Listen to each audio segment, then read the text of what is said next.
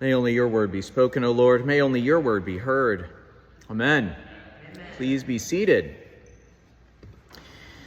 My family has lots of stories that we love to tell. Stories of us throughout the years, like the time my sister-in-law was tricked by my brother when they were on a military base in Austin going for a jog around the track that was completely open to the public. But he told her that it wasn't open, that you had to actually be in the army, and so when you passed the guard tower, you had to salute so that they knew you were in the army. And of course, there wasn't a guard tower, but he wasn't deterred. The building right over there. So she dutifully saluted every lap she took, and he laughed and then told our family about it, and they laughed and jumped right on board with it. Oh, good, you saluted, good. This is my family. We tell this story and other stories like this over and over and over. At family gatherings, we tell these stories to other people. Hi, welcome.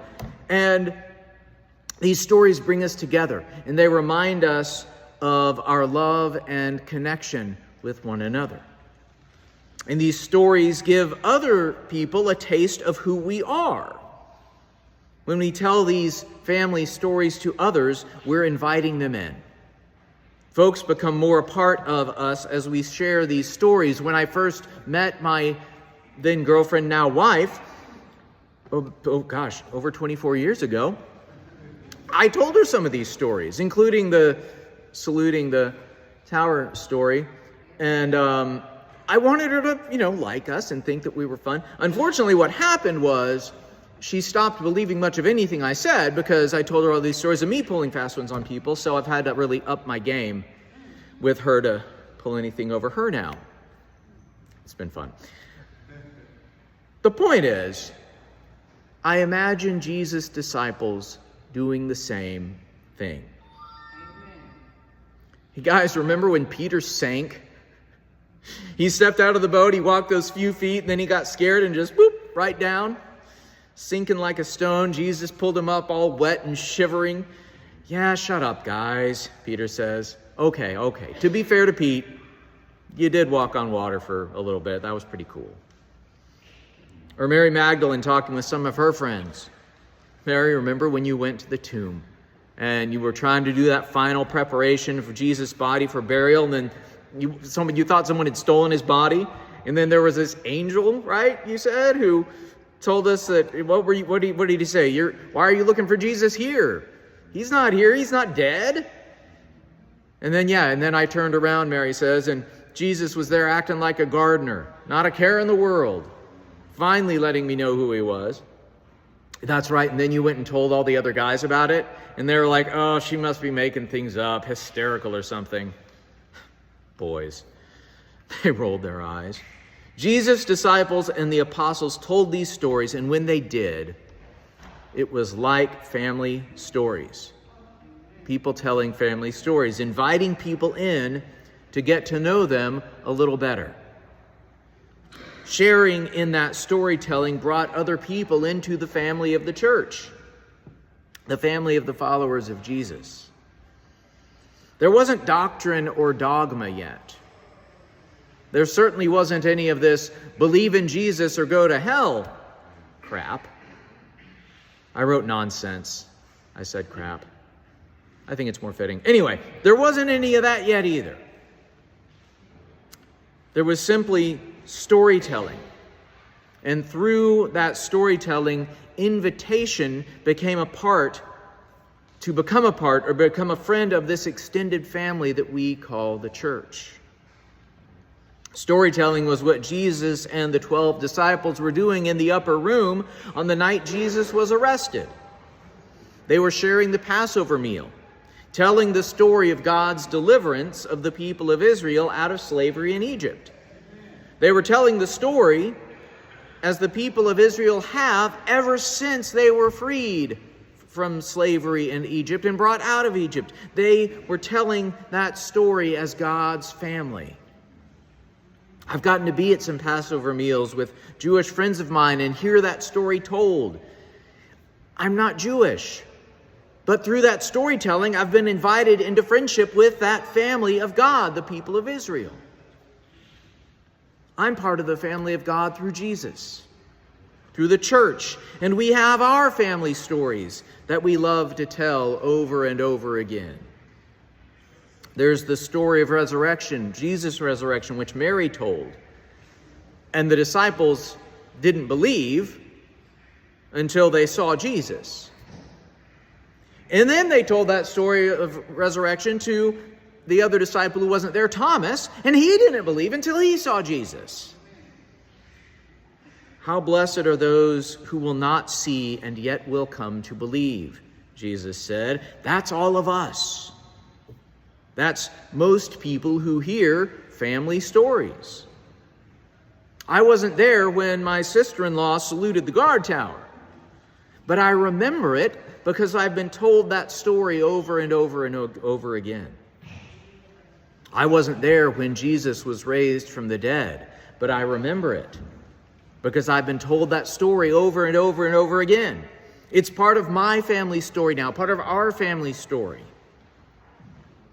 So what is that family story? That God became human to join with us in every part of our lives. Birth, life, death, puberty, desire, anger, loss, love, joy. God became human as Jesus and lived a life as one of us to join us to God. While he was here, God taught us a lot of things. And since he was a human being, just like us, we find that we can trust his teachings. God didn't come down like a CEO from some ivory tower telling the lowest employees how they were doing it wrong.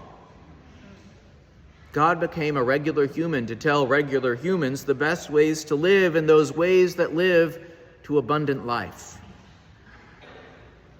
Love your enemies, he taught. Bless those who curse you. Well, that makes sense because the violence has to stop somewhere. And the only way for the violence to end is to stop doing violence. And it may not seem fair or right, and we'll have to give up our pride and our desires for vengeance and hand those over to God.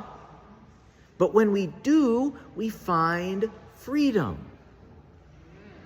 Freedom from our anger, freedom from the darkness and despair that anger brings. Jesus' ways lead to life abundant.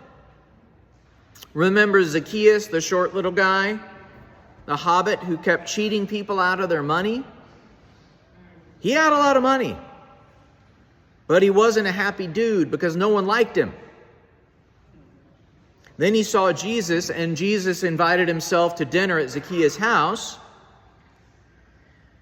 And Zacchaeus ended up giving back what he had stolen from people, and he changed his life so that he didn't keep stealing from people. Well, I figure he had less money after that, but he had friends.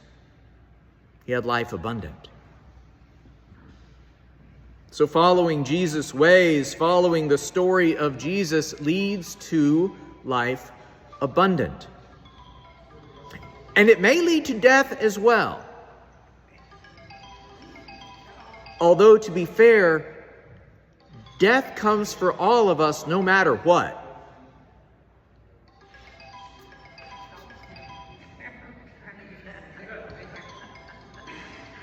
We got it. Almost. All right. Oh.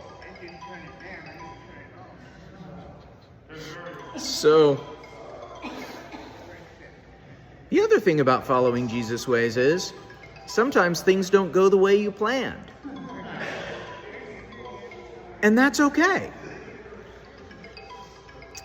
Because the people in front of us and the people around us are more important than everything going the way we want it to go. And that leads to life abundant too. Thank you very much. And all is well. So so following Jesus' ways, even just there, having some patience, helping someone out, leads to life abundant.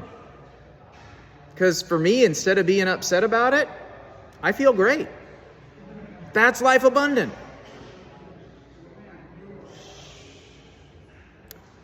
As I said, following Jesus' ways, following the story of Jesus, can lead to death. It leads to life abundant. It can lead to death. But death comes for us all, no matter what. Martin Luther King was killed for following the ways of Jesus. He was killed for preaching freedom and peace, which is probably not how he wanted to die. But he knew the story. Life did not end for him in death. He knew the story that life continues on after death. That's the story of Jesus' resurrection. That is our family story. Jesus' ways and teachings bring us life abundant. And life does not end in death. Life continues on in some way that we don't fully understand, and yet we trust in that life because of our family stories that tell us of Jesus' resurrection. These family stories tell us that we need not fear. We need not fear because we are part of God's family. God's life does not end in death. God's life takes death and changes it into life abundant. That is our story. That is our family's story.